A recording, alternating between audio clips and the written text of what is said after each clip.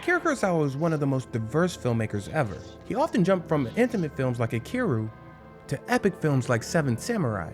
He could make the most intimate of the intimates and the most epic of the epics. But oftentimes, within those films, he did both. Now, when you think of an intimate film, you don't often think of epic.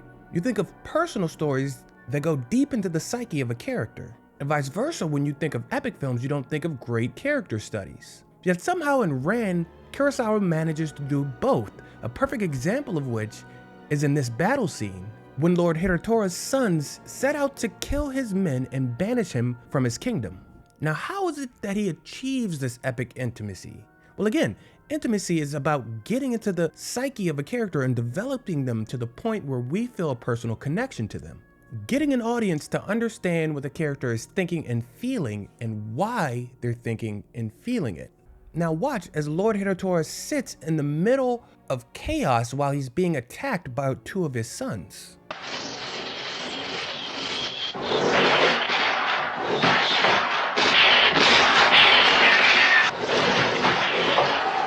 Now personally, I can't help but to empathize and feel what he's feeling. Two of his sons are attacking him. Meanwhile, his third son, who he loved the most, he banished and is nowhere to be found.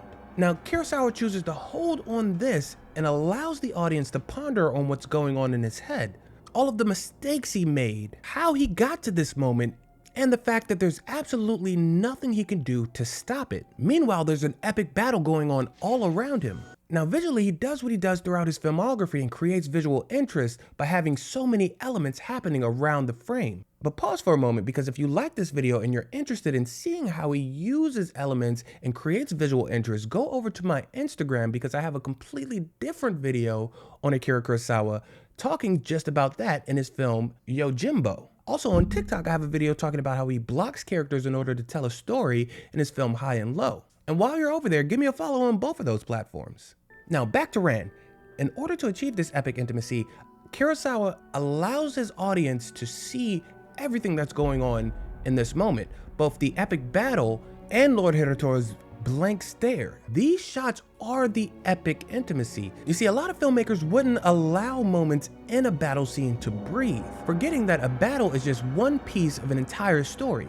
Kurosawa does not forget that at all, and he continues to tell the story as the battle is going on, which allows the audience to connect more with what's happening with the characters. Now, check out this moment as Lord Hiratori walks down the stairs. I want you to notice all of the elements of epicness surrounding him. The fire, the smoke, the wind, the colors of the soldiers. But I also want you to notice how everything stops as he walks down the stairs. The battle is completely paused as he exits his home. Now, the pause is where the emotion is. If the battle continued and he exited in the exact same way, it wouldn't feel the same as if the pause was happening.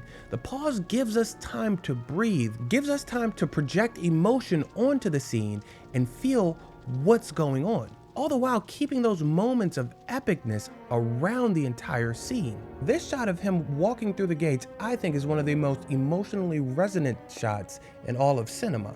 It so perfectly encapsulates not only his feelings, but the entirety of what's going on in the film. Him being forced to leave while his entire kingdom burns. And we feel every single moment of it. Kurosawa was a master of the epic, and he was a master of the intimate moment as well. And using his mastery of both, he was often able to create scenes just like this. If you're a filmmaker out there, you should take note and watch exactly how he's able to keep elements of humanity along with elements of action and epicness.